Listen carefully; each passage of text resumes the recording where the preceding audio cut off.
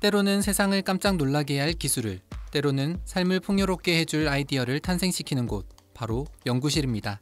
그런데 여러 가지 화학물질과 재료를 가지고 실험을 하다 보면 화재나 폭발, 중독 등 예상치 못한 사고들이 발생하기도 합니다.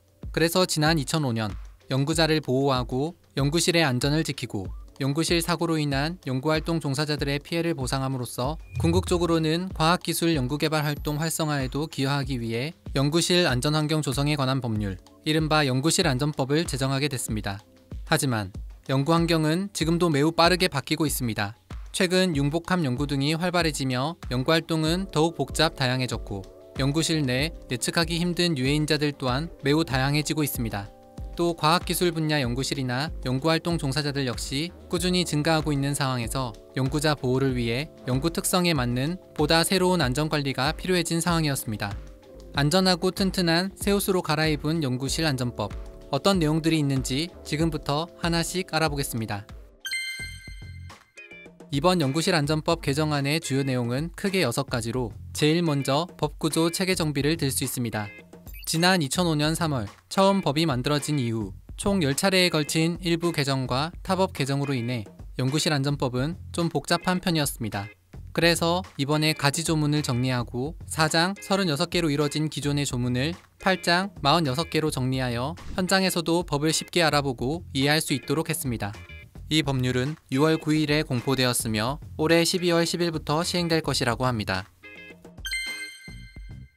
두 번째는 연구자 보호라는 처음 이 법이 만들어진 취지를 살려 연구 인력의 건강과 생명을 보호하고 안전한 연구 환경을 만들기 위해 연구실 책임자의 책임과 임무를 대폭 강화했습니다.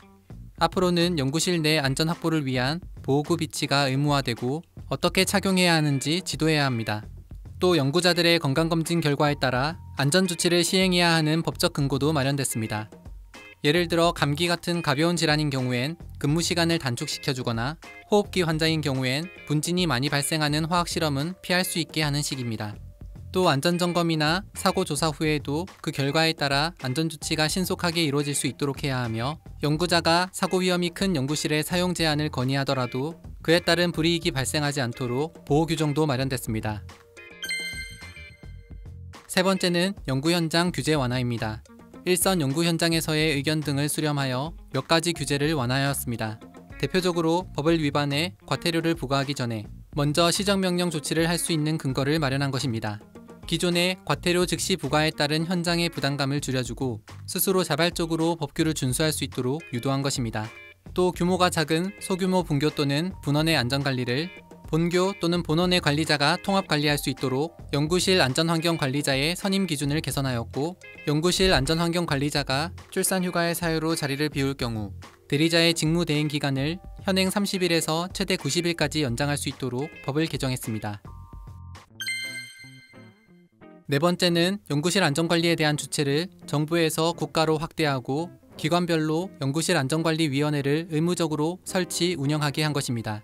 특히 안전관리비 예산이나 집행계획을 직접 심의 의결할 수 있게 위원회 권한을 강화했는데 이는 기관의 특성을 반영한 안전관리가 현장에서 자율적으로 정착할 수 있도록 유도하기 위함입니다.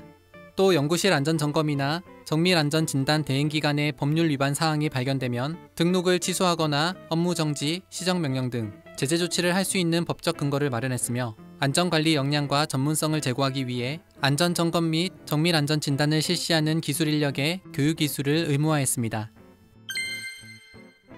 다섯째는 연구실 안전관리의 전문성과 이에 맞는 특화된 전문인력을 육성하기 위해 국가 전문 자격제도를 새로 만든 것입니다. 앞으로 이 제도를 통해 배출되는 연구실 안전관리사는 연구시설이나 장비 재료 등에 대한 안전점검과 진단 및 관리를 할 수 있고 연구실 내 유해 위험 물질에 대해서도 관리와 지도, 조언을 할 수 있습니다. 또 연구실 안전관리나 환경은 어떻게 개선하면 좋을지, 사고가 발생했을 때는 어떻게 대응하고 조치를 하면 되는지에 대한 지도 등을 수행하게 됩니다.